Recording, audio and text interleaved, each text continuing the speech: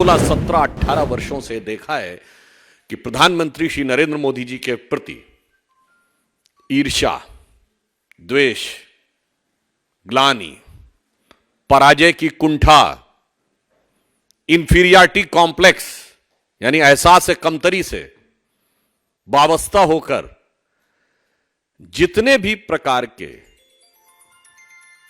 ओछे स्तर के हल्के बयान, नितांत व्यक्तिगत अपमानजनक बयान दिए गए हैं, उसकी भारत की राजनीति में मिसाल नहीं है। उनके समुदाय, उनकी जाति, उनके परिवार, उनके स्वर्गीय पिताजी, उनकी स्वर्गीय माताजी को लेकर अनेक बार ऐसे आपत्तिजनक बयान दिए गए हैं जो लोकतंत्र की मर्यादा को तार तार करते हैं।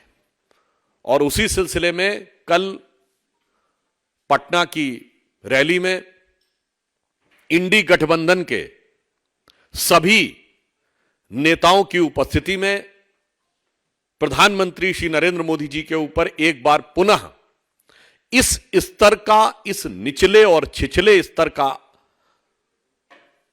शब्द प्रयोग किया गया है श्री लालू प्रसाद यादव जी के द्वारा, जो दुखद है और कष्टकारक है। उन्होंने मोदी जी के परिवार के विषय में यह बात कही, तो मैं याद दिला देना चाहता हूं कि प्रधानमंत्री श्री नरेंद्र मोदी जी के लिए परिवार पूरा देश है। और यह बात आज की नहीं है बहनों भाइयों, हम सब लोग अपने परिवार के साथ होली दिवाली मनाते हैं। प्रधानमंत्री बनने के बाद 2014 की पहली दीपावली प्रधानमंत्री जी ने कहां मनाई थी? सीमा पर सैनिकों के साथ। यह उनका परिवार था। और उससे लेके आज तक जितनी दीपावली पड़ी है, किसी न किसी सीमा की चौकी पर सुरक्षा बलों के साथ दीपावली मनाई है। यह है उनका परिवार। 15 अगस्त 2023 को, अभी पिछले 15 अगस्त को लाल किले की प्राचीर से उन्होंने जो संबोधन किया, उन्होंने क्या कहा था? मेरे परिवारजनों। यह है मोदी जी का परिवार। और यह भाव सिर्फ 2014 से नहीं है। अपनी तरुणाई की अवस्था में जब उन्होंने समाज के लिए और राष्ट्र को परम वैभव तक ले जाने के संकल्प के साथ अपने परिवार को छोड़ा था, तो उसी क्षण उन्होंने यह संकल्प ले लिया था कि अब यह पूरा देश मेरा परिवार है। और इसीलिए परिवार के काम में किसी को थकान नहीं होती। पूछना चाहता हूं, ये जितने आज परिवार के, एक एक परिवार के राजतंत्र जो जैसे चलता था, उस राजतंत्रीय परिवारों के बरखुरदार, लोकतंत्र के अलंबरदार बन के खड़े हैं, इनमें से क्या आपको लगता किसी का लक्ष्य है कि 2047 तक भारत को विकसित राष्ट्र और जगत गुरु बनाना है? ना। इन सब का लक्ष्य है कि 2047 तक यदि इनकी पार्टी रहे तो इनके परिवार के हाथ में सत्ता रहनी चाहिए। और यदि सत्ता मिल जाए तो सारी अर्थव्यवस्था इनके परिवार की मजबूत होनी चाहिए। मोदी जी का लक्ष्य है भारत विकसित प्रखर होकर आना चाहिए और भारत की अर्थव्यवस्था मजबूत होनी चाहिए। इसलिए हम ये कहते हैं ना, हम रहे ना रहें, भारत ये रहना चाहिए। ये कहते हैं भारत रहे या ना रहे, भारत चाहे टुकड़े में रहे, मेरा परिवार रहना चाहिए। आपको याद हो हमारे, और ये कोई ऐसा नहीं कि हम कल की प्रतिक्रिया में बोल रहे हैं, हमारे राष्ट्रीय अधिवेशन में आपको याद हो आदरणीय अमित शाह जी ने क्या बोला था इन सारे दलों के लिए? 7 पारिवारिक दलों के अलंबरदार आज आकर ये कहते हैं, इनका क्या लक्ष्य है? लालू प्रसाद यादव जी का क्या लक्ष्य है? मेरा बेटा सीएम बन जाए। स्टालिन जी का क्या लक्ष्य है? मेरा बेटा सीएम बन जाए। शरद पवार जी का क्या लक्ष्य है? कि मेरी बेटी सीएम बन जाए। ममता जी का क्या लक्ष्य है?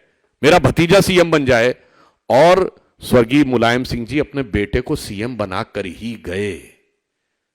यह सोच में अंतर है, हमारी सोच और उनकी सोच में। 24 अक्टूबर 1990 को जब आडवाणी जी को गिरफ्तार किया गया था, दूरदर्शन के आर्काइव्स में जाकर देख लीजिएगा।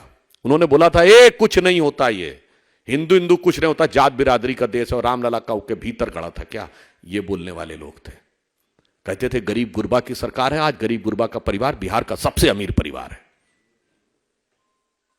मोदी जी कहते हैं तन समर्पित, मन समर्पित और यह जीवन समर्पित। वो कहते हैं नौकरी चाहिए हो तो तेरी जमीन भी मुझको अर्पित, पैसा ना हो तो। भारत की राजनीति के स्वघोषित कट्टर ईमानदार और अजब और अलबेले किरदार श्री अरविंद केजरीवाल जी ईडी के सामने जाने से बच रहे हैं और अब ईडी को तकनीकी ज्ञान समझा रहे हैं। साहब, आपने कभी सुना है कि जो मुल्जिम हो वो मुंसिफ की कुर्सी पे बैठ जाए, यानी आरोपी न्यायाधीश की कुर्सी पे बैठ के बताए कि यह काम इस नियम के तहत होना चाहिए। और मैं इनका एक पुराना 10 सेकंड का स्टेटमेंट सुना रहा हूं। बंद कर दो सीबीआई, बंद कर दो एनफोर्समेंट डायरेक्टोरेट, बंद कर दो सारी जांच एजेंसियां, बंद कर दो एसीबी। अगर तुमसे जांच नहीं होती तो जांच करानी है, सोनिया गांधी को गिरफ्तार करो, 2 दिन उसका इंटेरोगेशन करो, देखो पता चल जाएगा किस किसने रिश्वत ली और किस किसने। समझदार व्यक्ति हैं और उन्हें तो पता है कि शायद 2 दिन की भी जरूरत ना पड़े। ईमेल भेजा गया था, इसलिए भी मैं बात कह रहा हूं। बाकी पार्टियां जब भ्रष्टाचार के आरोप पे लड़ती हैं तो अपनी बात पे कायम रहती हैं। इस किरदार का ये देखिए, ये किरदार कितना बड़ा कलाकार है कि इन्होंने शराब नीति बनाई और सीबीआई इंक्वायरी हुई और विड्रॉ कर ली। अब जब विड्रॉ कर ली है तो उनको यह बात पता है अच्छी तरीके से कि विड्रॉ की है तो कुछ ना कुछ गड़बड़ होगा। ये बातें सामने आ चुकी हैं कि ईमेल किए गए थे, इसीलिए लैपटॉप नष्ट किए गए, फोन नष्ट किए गए। उन बातों में मैं डिटेल में नहीं जाता। ईमेल किए गए संबंधित व्यक्ति को और जब वो ईमेल किए गए और लौटकर संबंधित व्यक्ति ने जो सुझाव दिए वो इनकॉर्पोरेट किए गए, तो शायद उन्हें बिल्कुल अच्छी तरह पता होगा कि शायद कुछ मिनटों में ही जब वो सबूत दिखाए जाएंगे तो ये निरुत्तर हो जाएंगे, इसलिए शायद वो बच रहे हैं। Since around several months and a year when they have unnecessary or I will say deliberately with the design have started propagating this type of dastardly ideas like eradication of Sanatan Dharma. As far as Prime Minister is concerned, I will like to remind before the Pran Pratishtha of Sri Ram Janmabhoomi, he has gone to several temples of South, and when in Kanyakumari, in Rameshwaram, he was standing on the southern tip of the country and he was having bath with the 22 wells which is there in Rameshwaram. That shows that how this country is integrated from north to south, Ase to Himachal. I think DMK is still relying upon that old age, outdated, divisive ideology which has been totally rejected by the people of the country, and we are quite sure that this time Tamil Nadu से, उसी दक्षिणी छोर से जहां एक बिंदु पर 3 समुद्र मिलते हैं, इस सेंटेंस का कोई मीनिंग बाद में निकालिएगा जाके, वहां से वो धारा उठेगी और भारत की राजनीति में युगांतकारी परिवर्तन जो प्रधानमंत्री श्री नरेंद्र मोदी जी के नेतृत्व में शुरू हुआ है उसको निर्णायक परिणति तक पहुंचाएगी। Means an epoch making paradigm shift which has been started under the able leadership of Prime Minister Shri Narendra Modi. Now a new wave will emerge from south and will reach to its ultimate conclusion.